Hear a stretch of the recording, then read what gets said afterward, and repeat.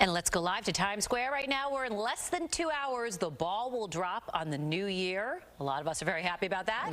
And shortly after it, Eric Adams will be in the crossroads of the world to be sworn in as New York City's next mayor.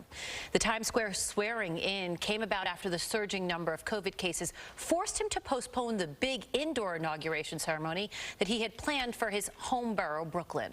Well, either way, it signals a new era for the city as the 8 years of the de Blasio administration comes to an end. Sharon CROWLEY is at Gracie Mansion on the Upper East Side now with a look ahead. Sharon. Yeah, that's right. Eric Adams' new home right behind me, Gracie Mansion. In just a few hours, he will become New York City's new mayor, making history, becoming the second African-American to hold the job. And by all accounts and indications, it appears that Eric Adams is going to get right to work.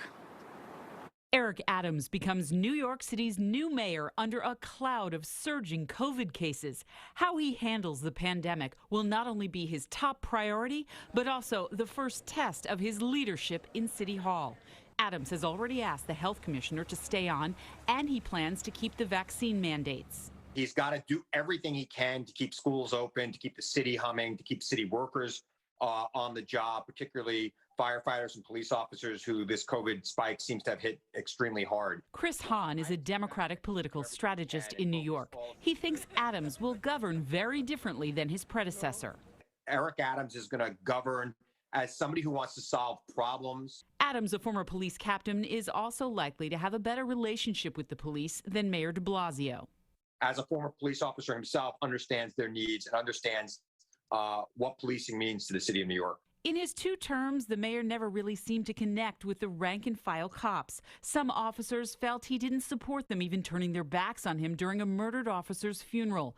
Police reform advocates who worked to elect de Blasio also felt he fell short, citing his handling of the 2014 police killing of Eric Garner. I think one of the things that we'll look back on and say that de Blasio wasn't able to accomplish and failed on really is relationship with the police and crime and criminal justice reform. BASIL SMIKLE is a Democratic strategist and the director of public policy at Hunter's Roosevelt House Public Policy Institute. He says Mayor de Blasio should get credit for some things like improving transportation by adding ferries and for a successful rollout of universal pre-K.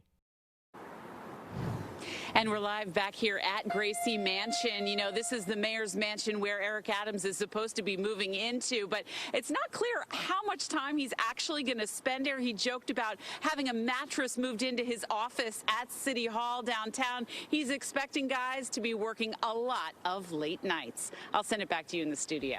I'm sure he will. All right, Sharon, thank you.